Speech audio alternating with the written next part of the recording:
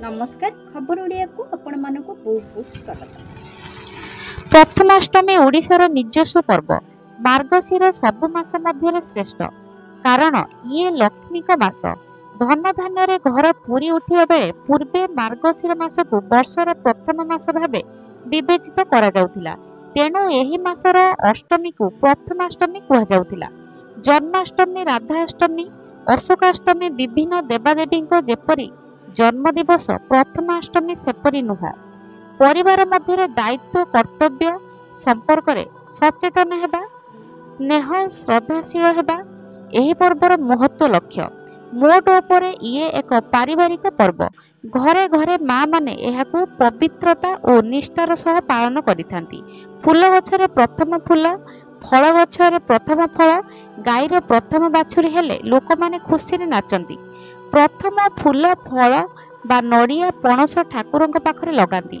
झीटी जितेबाला माँ हुए तार नारी जीवन परिपूर्णता लाभ करिथाए। 10 मास 10 दिन गर्भरे धरी बहु कष्ट सही प्रथम संतान को जन्म देइथाए। सेईटाकु नै केते मनास घरर दीप शिखा सीए। प्रथमाष्टमी पालन करी देवदेवी पूजा आराधना करी कष्ट भूली थाए। ओडिशार आउ एक परंपरा भी रही। साधारणतः मामू माई माने भणजा भाणीजी को पढ़ुआ करिथांती। भुवनेश्वर कपाली मठरे पूजा पाउथिबा वरुणेश्वर और बनदेवी लिंगराज महाप्रभुंकर मामू माई रूपे जनाशुना। मामू घर को जाबतीय सामग्री आनी थांती। तेणु परिहासर अष्टमी बंधु कहा जाई थाए।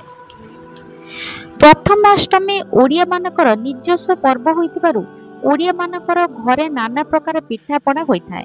एंडुरी पिठा, चकुली पिठा, अष्टमीर स्वतंत्र हलदी पिठा सुस्वादुरे परिपूर्ण। सामाजिक जीवन को सुसंहत मार्जित करिबा पर्व मानकर लक्ष्य। उत्कलीय परंपरा रे प्रथमाष्टमी एक स्वतंत्र और अन्यान्य धार्मिक सामाजिक परंपरा भाव एही पर्व सहित निबिड़ भावे जड़ित।